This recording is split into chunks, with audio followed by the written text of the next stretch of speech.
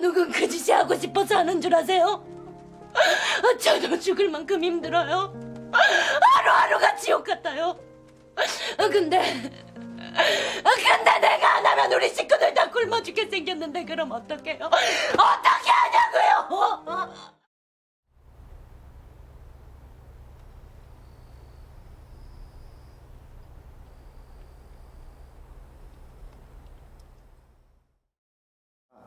오늘은 북한 인권 영화 사랑의 선물로 퀸즈 국제영화제에서 여우주연상을 수상한 김소민 배우를 만나보겠습니다.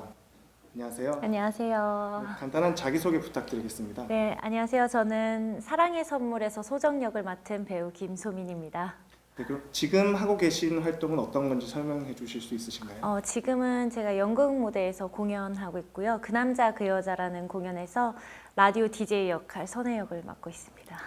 퀸즈 국제영화제에서 여우주연상 수상하셨는데 수상 소감 한 말씀 부탁드리겠습니다. 먼저 영화 함께 해주신 분들께 감사하다는 인사 드리고 싶고요. 이 상이 저희 영화와 그리고 제가 앞으로 가야 할 길에 좋은 밑거름이 되라는 의미에서 주시는 상으로 알고 더 책임감을 가지고 열심히 하겠습니다. 네, 영화제는 따로 참석하지 못하신 걸로 알고 계신데 상은 네. 받으셨나요? 상은 받았다고 이야기는 들었는데 그 상의 행방이 어디에 있는지는 네, 아직 상을 전달받지는 못했습니다.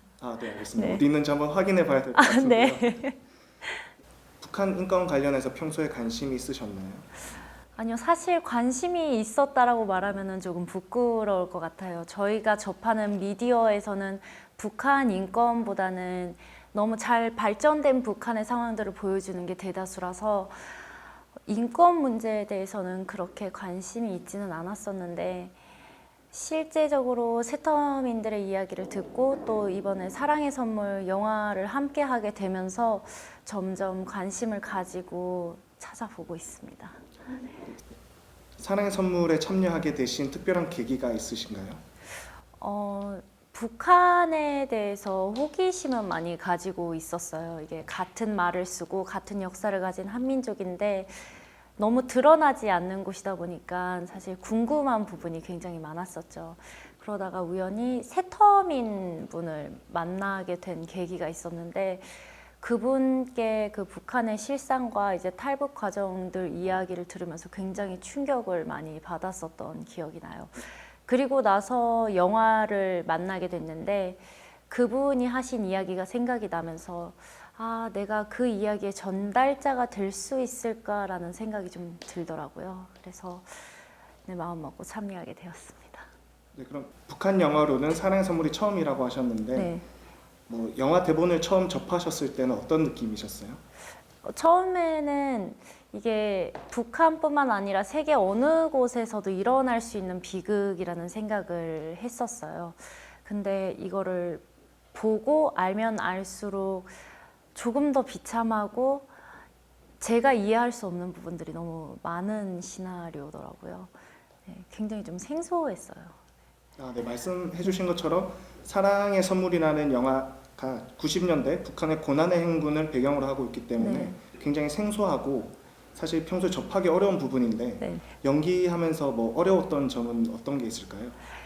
일단 공감할 수 없는 것들이 너무 많았어요. 그들의 정서라든지 환경이라든지 배경, 사상 같은 것들을 제가 잘 알지 못하니까 왜 이런 일들이 일어나야만 하지? 왜 이런 일들이 발생되어야 되지? 라는 의문증이 굉장히 많이 생겼었어요. 그래서 이걸 어떻게 공감할 수 있을까라는 그런 고민을 많이 했었는데 현장에 또 탈북민 스태프분들도 계시고 탈북민들께서 이렇게 도와주러 많이 오셨어요. 그분들 이야기를 들으면서 그게 상황에 대해서 이해하고 좀 도움을 많이 받았던 것 같아요.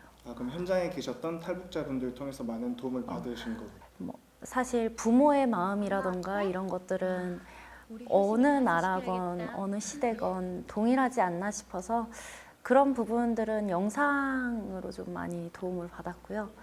그리고 또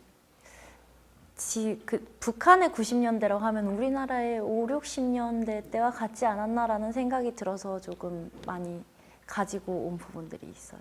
그때 시대상을 반영을 했죠. 탈북자분 이제 현장에 있는 탈북자분들한테 많은 이렇게 도움을 받았다고 했는데 뭐 구체적으로 어떤 내용들이 있을까요?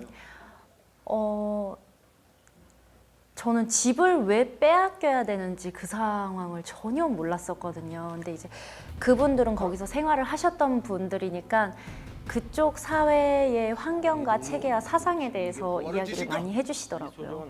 네, 그래서 그런 부분들 본인들의 이야기를 직접 해주시면서 아 이래서 이런 상황들이 만들어지는구나. 아 이래서 집을 빼앗길 수밖에 없고 소정과 남편이 죽음을 선택할 수밖에 없었구나라는 것들을 그분들의 상황을 통해서 많이 배웠죠.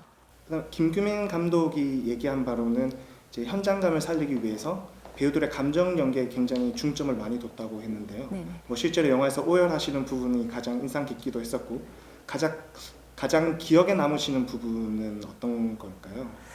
일단 감독님께서 배우들에게 북한 사투리를 요구를 하지 않으셨어요. 북한이 배경임에도 불구하고 그냥 저희 일상 언어로 이야기를 하라고 말씀을 하시더라고요. 그게 혹시 북한 사투리를 쓰게 되면 감독님이 배우들 감정이 깨질까 봐 많이 배려해 주시고 생각해 주신 부분인데 저도 일단 오열 장면은 가장 기억에 많이 남아요. 이게 장면이 길기도 했었고 감정적으로 너무 지쳤어요. 이거를 한 번에 이렇게 촬영을 할 수 있는 게 아니라 계속 여러 번 찍어야 되니까 감정적으로도 많이 힘들었는데 조금 더 기억에 남는 거라면은 그 수령님을 만났다고 남편에게 거짓말하는 장면이 접견자가 되셨던 네. 거예요. 촬영을 하면서도 공감을 못 하겠더라고요. 그 수령님이 얼마나 대단한 분이고 얼마나 큰 분이고 이걸 어떻게 표현해야 되지? 하면서도 아 이런 표현 방법은 너무 과한 거 아닌가라는 생각이 많이 들 정도로 그랬는데 끝나고 나서 감독님이 잘했다고 진짜 미친 것 같다고 그렇게 말씀을 해주시더라고요. 어머니께서도 영화 보시고 나서 그 장면에서 소정이 약간 정신줄을 놓은 게 아닌가라는 생각이 들 정도였다라고 해서 그 장면이 저는 가장 기억에 많이 남습니다. 저도 놀랐던 게 영화가 북한 배경을 하면서도 북한말을 사용하지 않았다는 부분이 저도 좀 처음에 영화를 보면서 의외였고요. 네. 그리고 오열하시다가 이제 접견자가 됐다고 얘기하는 부분에서 약간 눈빛이 변하시는 네. 부분을 보고 저도 굉장히 약간 몰입할 수 있었던 부분이었던 것 같습니다. 네. 영화 준비하면서 네. 이제 대본 보셨을 때 처음에 뭐 꽃제비라던가 뭐 네. 접견자라던가 뭐 자력갱생 뭐 배급 이런 거는 사실 한국에서 살면서 접해보기 어려운 단어들인데 전혀요. 네. 그 부분은 처음에 어떠셨어요? 광고분투, 자력갱생 이런 말들이 대사에 정말 많은데 입에 붙지 않아서 정말 고생을 많이 했었어요. 그래서 저에게도 특별한 경험이었고 아 이렇게 그곳에서 나와 같은 땅에서 나와 같은 민족들이 그런 아픔을 겪으면서 살고 있는구나라는 마음이 많이 힘들었었던 것 같아요. 사랑의 선물 준비하시면서 관객들에게는 어떤 메시지를 주고 싶으셨나요?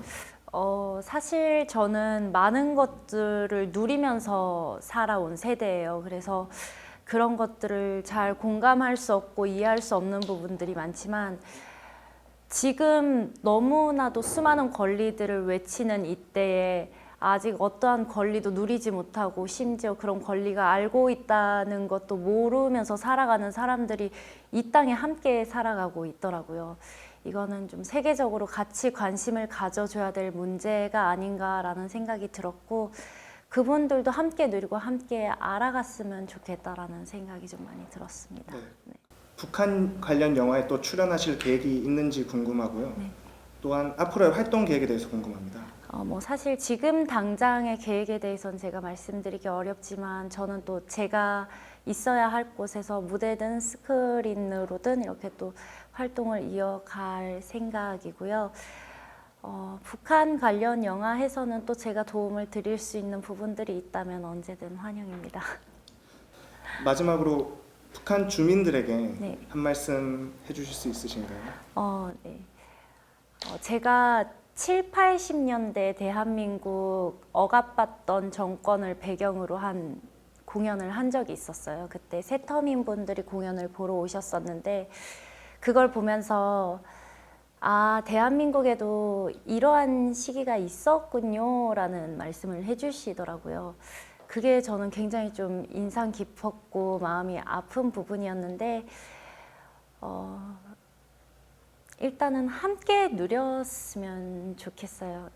그리고 저의 연기로 인해서 또 누군가가 공감을 하고 위로를 받고 힘이 되었다면은 저는 그걸로도 충분하다고 생각이 됩니다. 더 나아가서는 이 많은 것들을 진짜 함께 누릴 수 있는 세상이 오기를 기도하고 소망하겠습니다. 하늘에서 뚝 떨어졌을까요? 점점 다가오시는 그분을 보니 아니 글쎄 만면에 환한 웃음을 지으신 엄마 최고. 내 친구들에게 자랑해야지. 엄마가 내 생명에 힘써줬어. 앞으로 저는 저희 이 사랑의 선물 저희 영화가 가야 할 길이 멀다라는 생각이 들어요. 가야 할 곳도 많고 앞으로 더 목소리를 내어서 이야기해야 될 곳도 많고 그래서 이 영화가 가는 길에 많은 분들께서 함께 응원해 주셨으면 좋겠고 저도 그 멀고 긴 여정을 함께 응원하기 위해서 노력하겠습니다. 네, 오늘 인터뷰 정말 감사합니다. 네, 감사합니다. 지금까지 북한 인권 영화 사랑의 선물로 여우주연상을 수상한 김소민 배우와 이야기 나눠봤습니다. 감사합니다.